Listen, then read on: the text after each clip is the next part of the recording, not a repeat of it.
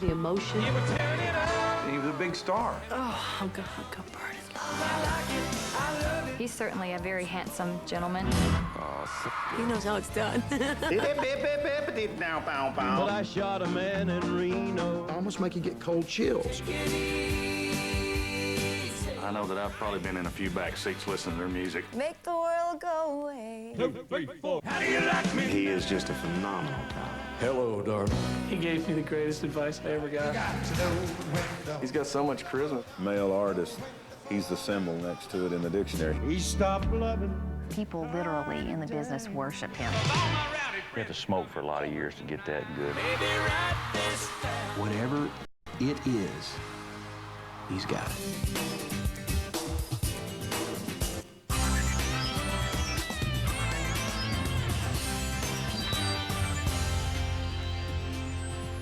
They've been called geniuses, innovators, and poets of the common man. They've also been called rebels, misfits, and troublemakers. An incredibly diverse group of men whose careers have one thing in common. Each has had a profound impact on the art form we call country music. Hi, I'm Megan Mullally, and welcome to CMT 40 Greatest Men of Country Music. For the next 3 hours, we will be hearing and seeing stories of the most influential male artists the genre has ever produced. Now, CMT has polled singers, songwriters, critics, and music industry insiders all across America to compile this list. The votes were calculated and have been kept secret until now.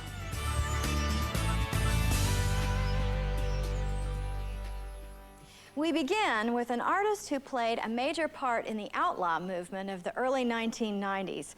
He was a rebel in every sense of the word. While some carried their country under their hats, this outlaw chose to let his hair down and allow his gospel and southern rock roots to show. And ever since, he's been T-R-O-U-B-L-E. And he had moxie.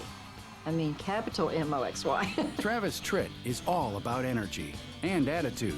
And whether he's singing a blue-collar southern rock song or a soulful ballad, he's doing it no holds barred. Here's a quarter, call someone who cares. And that passion for performing country music has brought him legions of fans from all walks of life. When I think of Travis Tritt's music, the word that leaps to mind is passion. Moving on over. His show is, it's on there. Move over, little dog, 'cause a big old dog's moving in. He was raised singing gospel music in the churches of Atlanta, Georgia. But when he started writing and performing his own songs, he laid down his hymnal and headed straight for the honky-tonks. Put some drive in your country, fellas. We turn those people on. He's our Leonard Skinner. He's our Allman Brothers. He infuses that southern rock energy into country music and created a sound all his own. He reminds me of bar rooms and pool halls and drinking beer. Or he can be very soft and very sensual and very tender in his voice. I don't love you anymore. Travis Tritt is one of those guys that could sing the phone book. I mean, I've never heard him sing anything that he wasn't comfortable with. Long way to Richmond. I just love Travis's voice. It has a smokiness to it and very soulful. And he puts everything into it. He's a very intense performer. And it's a great day to be alive. When he lays into a song, man, he grabs it by both horns and other things too, but So you can't count me out yet. I am still waiting for the day when this man gets to be Male Vocalist of the Year, because he has been Male Vocalist of the Year for a decade. He's a great, great singer. Travis is someone I think is going to be around for a long, long, long time.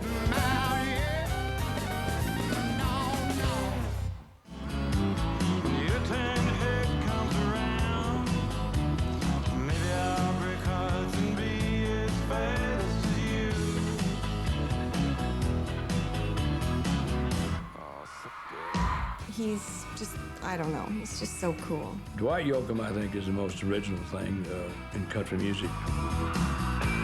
And I guess the women like him because he has little tiny pants. I asked him one time how he gets those pants on and off. Let's just say they're kind of hard to put on. He has a whole little maneuver thing going on. Dwight Yoakam combines the raw sexuality of rock with the raw emotion of country, and his voice echoes the purebred mountain melancholy of his Kentucky roots.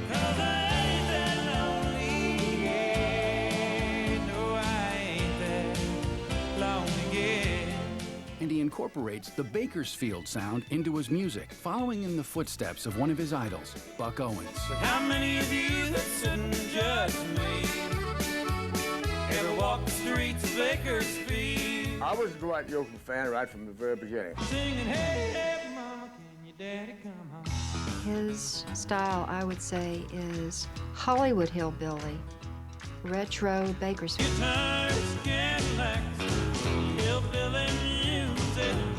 Yoakam was a huge influence on me because what I saw in him was an entertainer.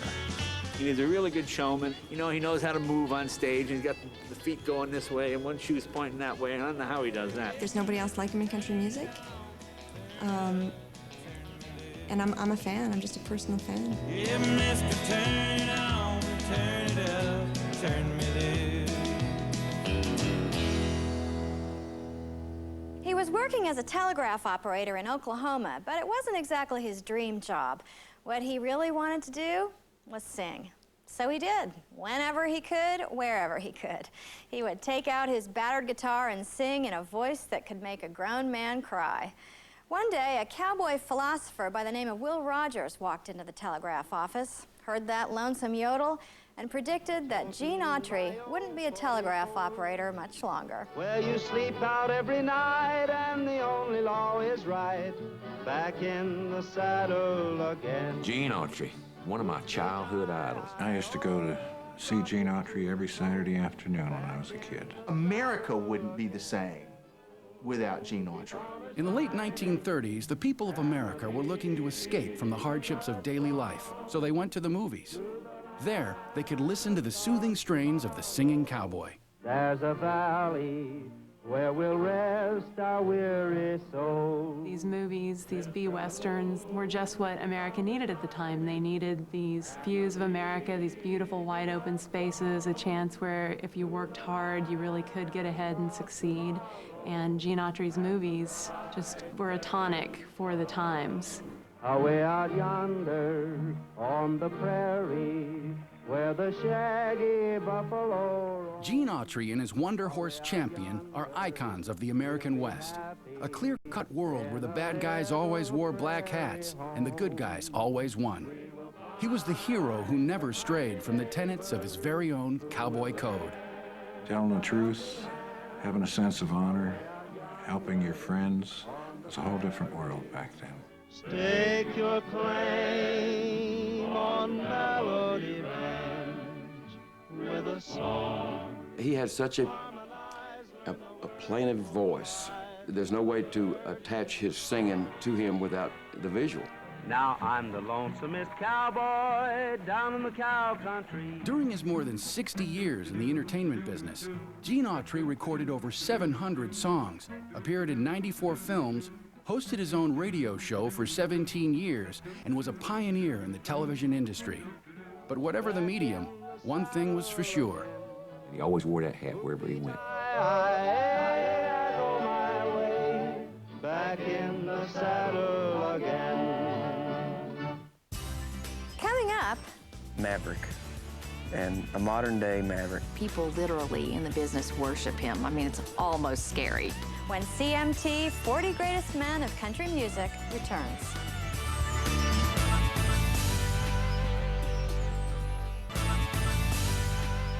Welcome back to CMT 40 Greatest Men of Country Music. I'm Megan Mullally. After making his mark as one of the biggest mainstream country stars of the 1980s, he made a solemn promise to one of his early idols, returning to the music of his Kentucky roots. He's held firm to that promise, and the world of bluegrass sounds all the richer for it. I'm just a country boy at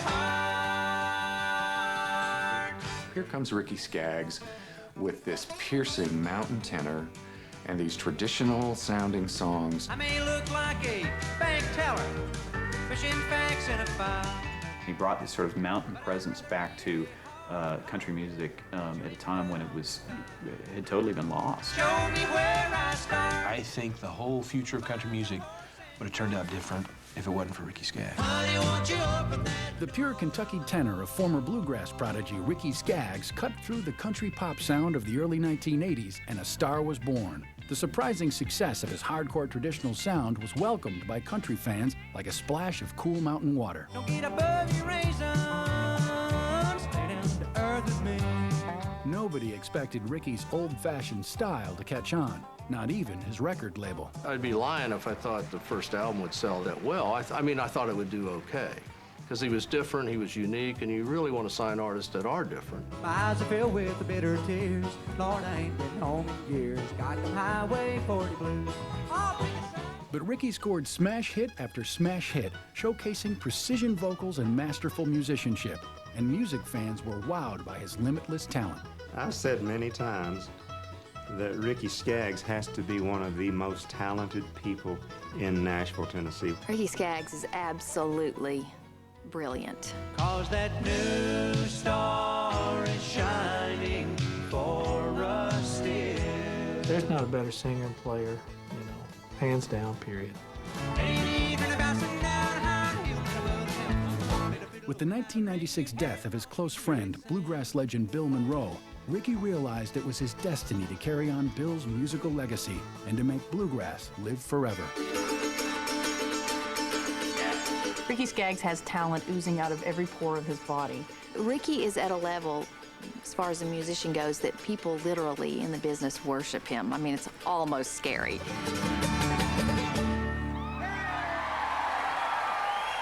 I like talking about you usually, but occasionally I want to talk about me. If he don't back up, he ain't scared of no damn body. He's kind of typecast as Mr. Burly guy's guy, but he's actually, there's a lot more to him than that. I should have been a cowboy. In 1993, a former semi-pro football player named Toby Keith was just one of many singers hoping to score success in country music. And this Oklahoma native was determined to write the playbook for his own career from the start. Less talk and a lot more action. He's a master at saying, effectively, screw you, I'm gonna do what I want to do. I just do things my way and don't really care whose feathers they ruffle. That's when country comes to town. Toby's in-your-face bravado helped him get to the top of the charts, but the climb was not over. It wasn't until he released his signature album, How Do You Like Me Now, in 1999, that he finally got the attention of the country music industry. How do you like me now?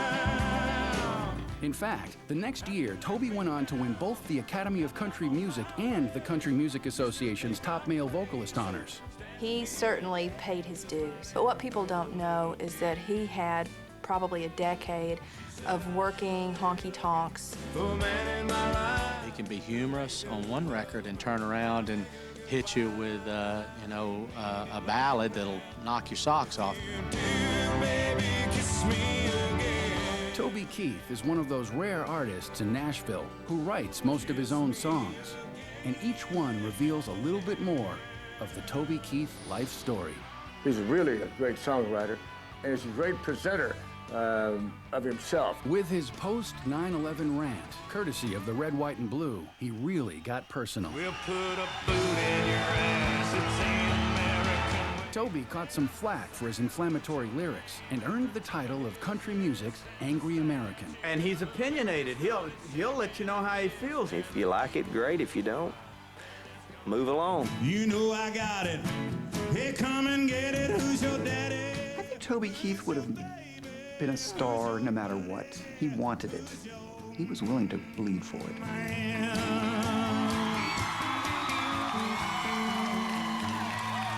He left his hometown in Florida, headed to Nashville in a '49 Mercury with a busted windshield, a pregnant wife, and $29 in his pocket. Determined to make it, he didn't let anything, including the fact that he had a severe speech impediment, stand in his way. Nearly 50 years later, his $29 investment is still paying off. This particular incident, and it actually happened, it's actually a true story. That's right. It was during our convention. Right. I thought Mel was kidding. when he was talking. I've never seen anybody that could make an audience laugh with a disability such as his. Minnie Pearl helped Mel to understand that the audience wanted to laugh with him and not at him. Mel just got right out there and, you know, turned it into a great strength. If my potassium is down when you caused it. And then you hear him sing, and it's like, wow. I will have sweet, sweet, sweet, sweet memory. Mel Tillis came to Nashville in the 1950s, and for the next 10 years earned a reputation as one of the best songwriters in town. He's written hits for everyone from Waylon Jennings to Kenny Rodgers. He wrote songs like Ruby Don't Take Your Love to Town and Mental Revenge. It's amazing to go back and look at the songs that came from that era and find out how many of them were Mel Tillis songs or Mel Tillis collaborations. As he gained confidence in his own unique singing talent, Mel racked up hit after hit after hit throughout the 1960s. It's a love revival. He was a Western swing band leader with a really snappy set. And once he had the hits to back it up on his own, he's a killer entertainer. Won't you tell me, baby, why you went and left me here so lonely? My dad is kind of a smooth kind of a guy, and he never was trained, he never had a vocal lesson, but he really sings so perfectly.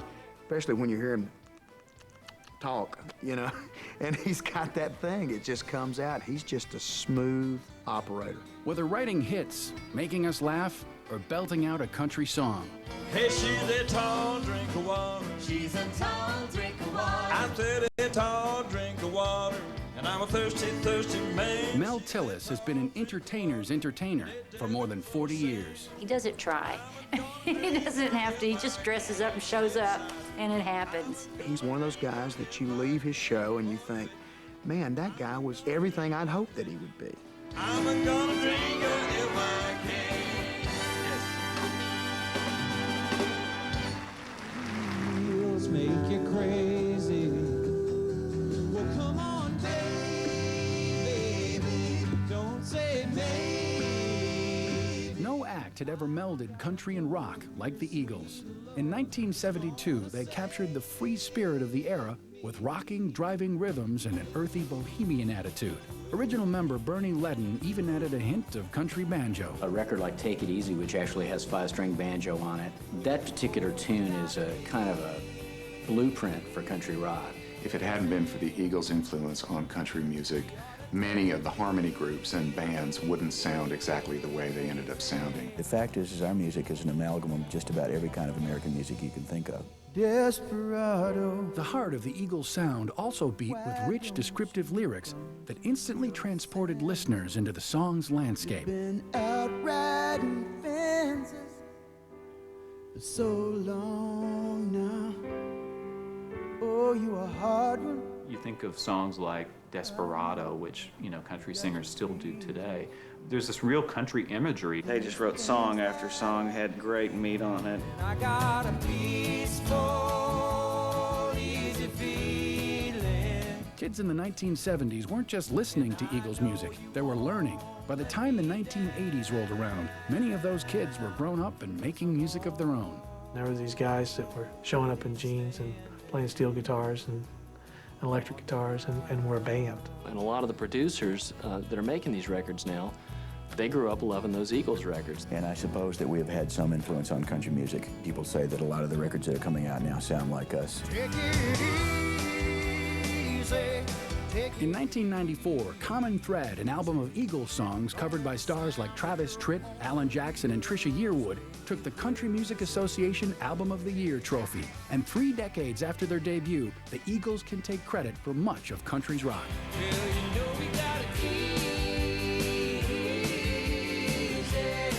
I think in modern country music, the Eagles now are as influential on the country music that we hear today like a George Jones or a Merle Haggard.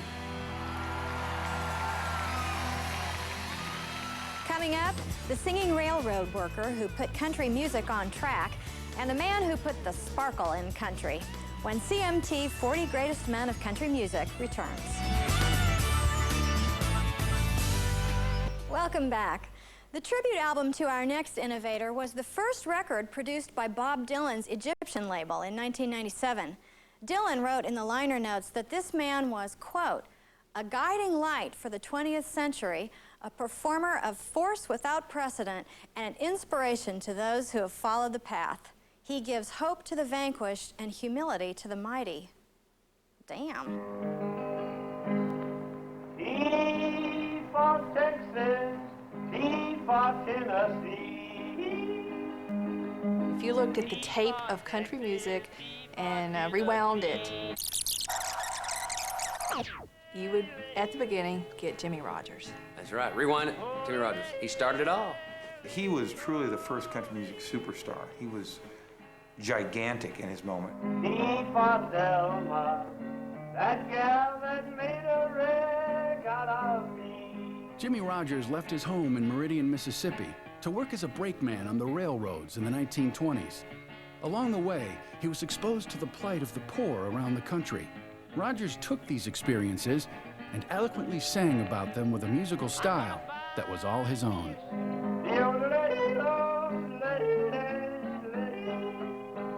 I walked up to a brakeman.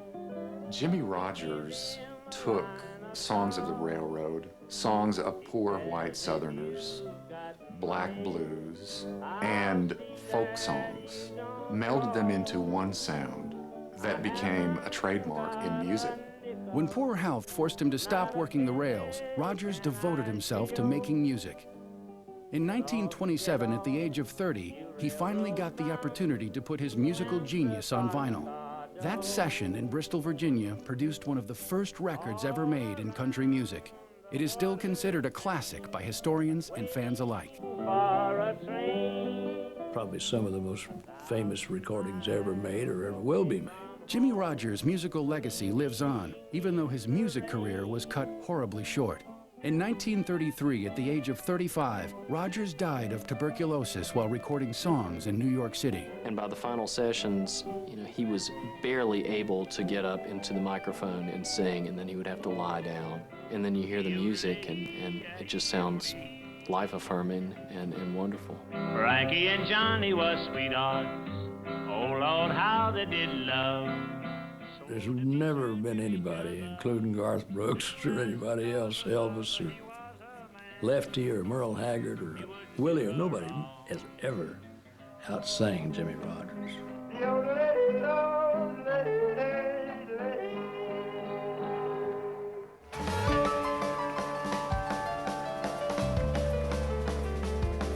Well, now the devil went down to Georgia and he was looking for a soul to steal. He was in a bind because he was way behind. He's willing to make a deal. In 1979, Charlie Daniels' tale of good versus evil, The Devil Went Down to Georgia, put him on the front line of the Southern rock invasion of country music. The song raised unholy hell on the charts, scorching a path to the top in both country and pop. I mean, he ruled during that period. Late 70s, he really started up. Charlie was the first to go there, to get that rock and roll audience and bring it to country. There had never been energy on country radio to match The Devil Went Down to Georgia. It was a huge record for Charlie, and still is. I mean, and he kills them with it live, when I see him play it. He was like the edge, just the edge of that country music, like, he's gonna explode any minute. We tell everybody, if you want to get in the entertainment business and learn how to entertain, you need to go see Charlie Daniels in concert. One of Charlie's favorite musical topics over the decades has been America. And you never did think that it ever would happen again in America. There's no one any more patriotic, I think, than Charlie Daniels, and that's great. And he often uses his music to make his political views crystal clear. If I had my way with people selling dope, I'd take a big tall tree and a short piece of rope. I'll tell you what, I'd vote for the man for president. I can tell you that right now. Charlie's way of spinning a story is made for classic American mythology. He's a good storyteller, and he makes it interesting and fun along the way, too. You can hear three young men screaming, and you can hear one old man laugh. People can't consciously sit around and make that stuff up unless they're Stephen King or somebody, but Charlie's been able to come up with some real doozies. I'm gonna play my fiddle and sing about the little man. In his fourth decade as a star, Charlie Daniels hasn't lost his musical passion, his grit, or fire, and he's still leaving audiences in awe. He is one of the true people that believes in giving 100% on stage. It's nothing but raw music and in your face, and what you see is what you get. I play American music. I play Charlie Daniels Band music.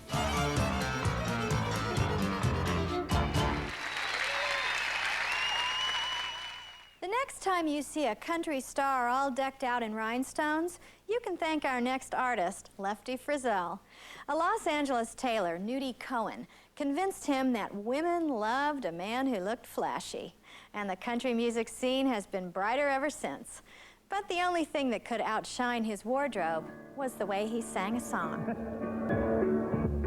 If you got the money, I've got the time. Lefty Frizzell was the most profound stylist ever in country music. One of the first fortunate people to see him in person when he was like 22 years old. It changed my life.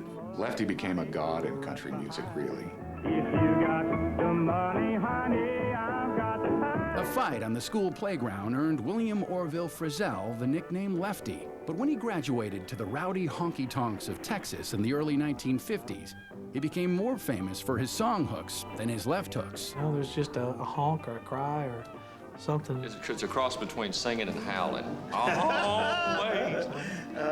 It had an urgency in it that was, at the same time, relaxing. When I married you, darling, you thought I was the prophet, I know. It defines the twang. When you hear country twang, that was Lefty. Lefty started that business. But it wasn't just his singing that made Lefty a star. He had a certain sex appeal that could not be denied. I believe those stories, and now you're humbugging me. He was really the first guy that moved around on the stage and had some flashy clothes and things like that. Lefty Frizzell took the hard edge of honky-tonk and infused it with a smooth, sultry, and suggestive style that was purely his own. A singer whose voice still echoes in modern country music. I love the girl in Saginaw, Michigan. It was good to the toe, it was good to the heart. It was performed by a young, vigorous, exciting young guy. Lefty certainly defined, I'd say, the majority of the country music you hear today. He was the guy. I'll go back home and claim my love in Saginaw, Michigan. Coming up, he had a beautiful range. He soared. It was like he had a separate brain in each finger, all 10 of them. when CMT 40 Greatest Men of Country Music returns. We're back. I'm Megan Mullally. Born into dire poverty in the Appalachian Mountains of North Carolina, our next artist faced incredible odds. He was abandoned by his mother, who felt his blindness was a punishment from God. Eventually given over to a state school for the blind, he found his deliverance in the Institute's music program.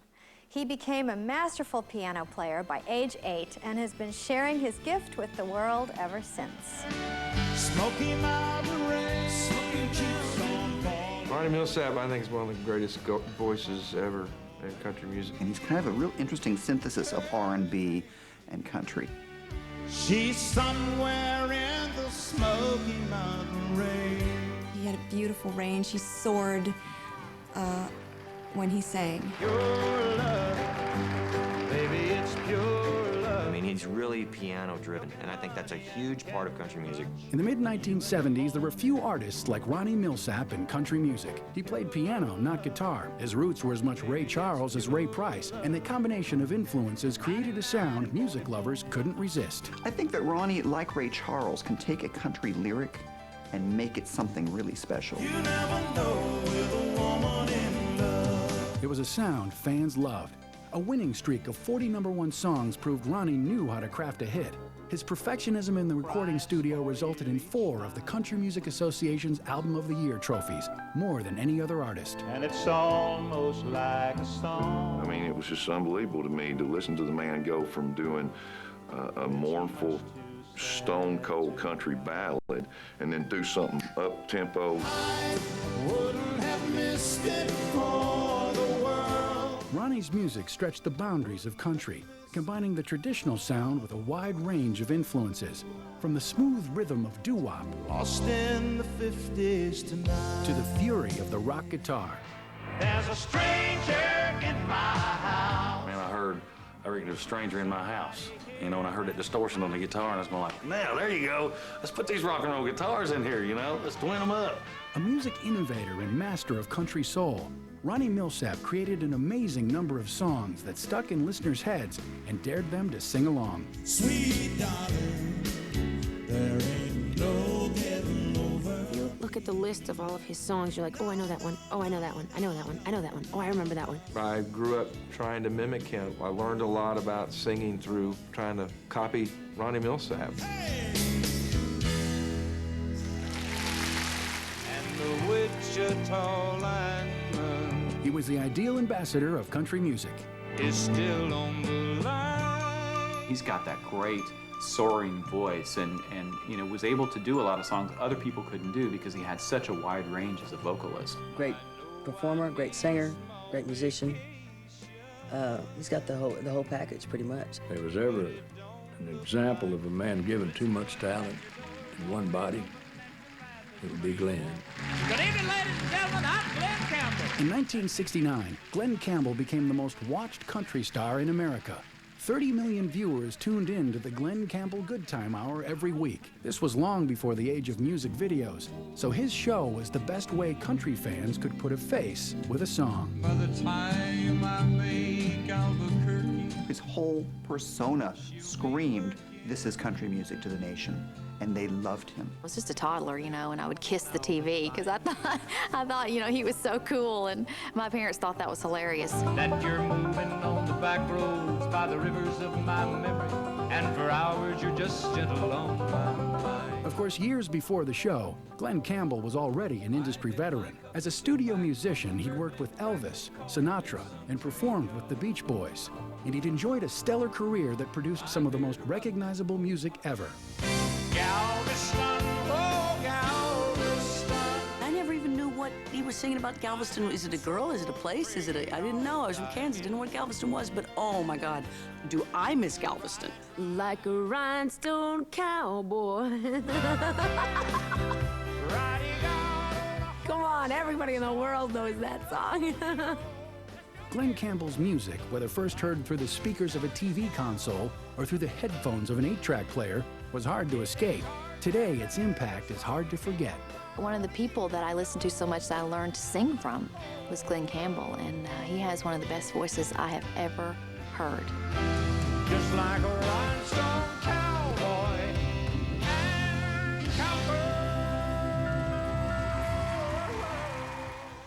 When you're a shy, lonely child who suffers from asthma, you kind of look for things you can do on your own. Young Chet Atkins picked up a guitar to help pass the time, and the hours just flew by. He became a master at his craft, and before long, his innovations had people calling him the greatest guitar player the world has ever known.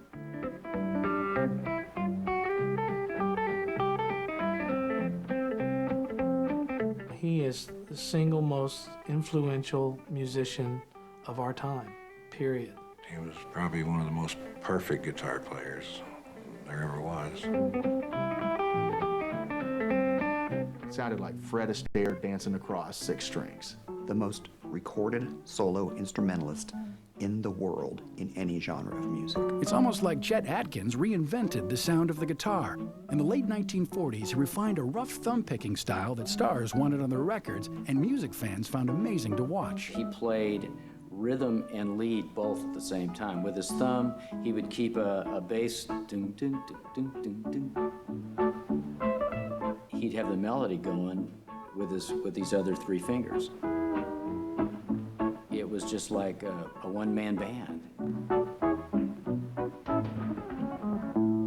It was like he had a separate brain in each finger, all 10 of them. Ever since I ever even heard a guitar, I feel like the first person I ever heard play one was Chet. And, gosh, I fell in love with him. Chet's fingers were amazing, but so were his ears. During the 1950s, he moved to producing albums for stars like Waylon Jennings, Charlie Pride, and Roger Miller. He helped create the Nashville sound by adding strings to a very rootsy music. And yet didn't lose sight of the charm of those hillbilly elements. I mean, he did it right. He spent 13 successful years as the vice president of Nashville's RCA Records, but he continued to record, eventually making over 100 albums and playing on countless others, well into his 70s. You either wanted to be the greatest guitar player in the world after you heard Chet, or you wanted to just quit. You know, he was that good. Chet Atkins died in June of 2001 after a long battle with cancer. But the quiet man who let his guitar speak for him had long since left his mark on music history and on everyone who met him. He's probably the most multifaceted and most talented person this town's ever known.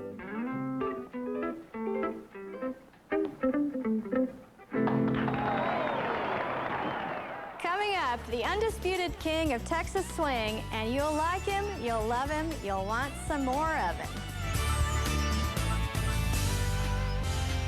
Welcome back. We're almost a third of the way into CMT 40 Greatest Men of Country Music. Now, everything about Texas is big, and this next artist was no exception to the rule. For him, a guitar, fiddle, and a drum kit wouldn't do. It was big band all the way. He'd bring his group of playboys into the middle of a cornfield and let her rip. No matter who you were, banker or farmer, rich or poor, there was no resisting that Texas swing.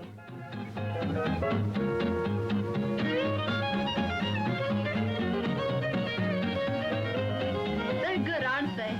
Best in the West. You'd have 1,000 or 500 people or whatever out there dancing, and it was quite an event when Bob Wills came to town. Bob Wills is everything is swinging and bouncing, and kids are dancing to it. In the late 1930s, Bob Wills and his band, the Texas Playboys, developed a sound that crossed all musical boundaries and created a whole new genre called Western Swing. Bob took the sound of the Great Southwest, the Western sound, the swing sound, combined it with jazz, with black blues, with big band music. 'Cause I'm sitting on top of the world. What a world. Bob Wills was a light in the darkness for all the people from the Midwest down through Oklahoma and Texas and all the way west. Bob Wills and the Texas Playboys became the ultimate dance band in the 1940s and 50s, bringing the party everywhere they went. It sounded like it was coming direct from the party, and it sounded like it's someplace you ought to be. It's the greatest feeling in the world. Made even me want to dance, and I can't.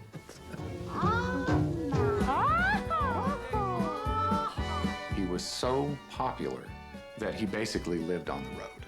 His life was a live date in a dance hall someplace. And that's how he lived. That's who he was. There was nobody else like Bob Wills. There was a lot of wannabes, but nobody else even came close to cracking the surface, and he was the man. I still think, as Waylon says, he's the king. What you do.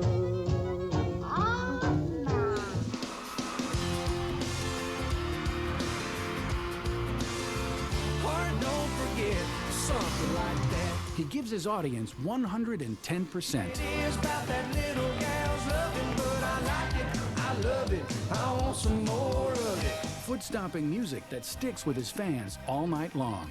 He can hear a song and know if it's going to be a big hit or not. He just has whatever that is. He flaunts a stage presence that can mesmerize a crowd. He comes out on stage and he takes control of it.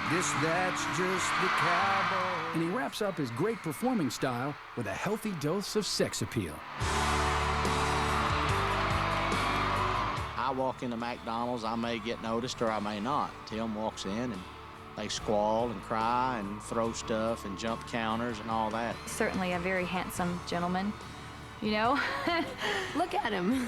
Nice, that's very nice. I really like his rear end. That may be my favorite thing about Tim McGraw. Not to diminish from the other things, but he is definitely the sexiest man in country music.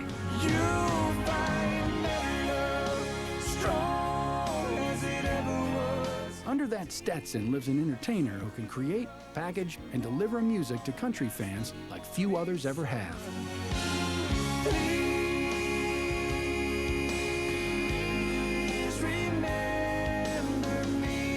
Have you ever seen him just stand and sing? Just stand. It's like he looks off, but even though he's looking off, he's looking at someone, you know? And when there's 50,000 people in a room and he looks up this way, you could swear it's you. I never thought that I would enjoy myself this much. Thank y'all so much. Tim McGraw has made a career of delivering consistent hits, concerts that knock 'em dead, and a smoldering image that keeps fans coming back for more. No, a heart don't forget. I said a heart don't forget. Something like that. Whatever you call that something, that charisma, that magical dust, whatever it is, I felt that he had it from the get-go. This is a man who is absolutely in his prime, and it seems as though the sky's the limit for his popularity. My God, he married Faith Hill. That's the pinnacle of his career. I don't care what he says. Who will be revealed in our next hour? Here are some hints. One is the wild, crazy offspring of another of country's greatest, not to mention an absolute must at a party. Another is the most successful duo in country music history, and one who made it big squaring off against the devil. Find out who we mean when CMT 40 Greatest Men of Country Music continues. Oh, man, I tell you what, getting to know Toby, man, is just, he ain't scared of no damn body. And I tell you what, I don't know that I'd want to run up against him unless I had a 45 in my back pocket, so. Because yeah, I'd say he could damn sure put a hurt on a man. Oh my gosh, that's when I went out with him. I thought he was so cute. I invited him to, I think it was the ACMs. I said, "Bond that man in that cowboy hat, and he's mine." And of course I had to go with my mother, so there's that date. And we ended up sitting up talking for hours. Very old-fashioned, very simple, and very real. That's Tritt Yoakum.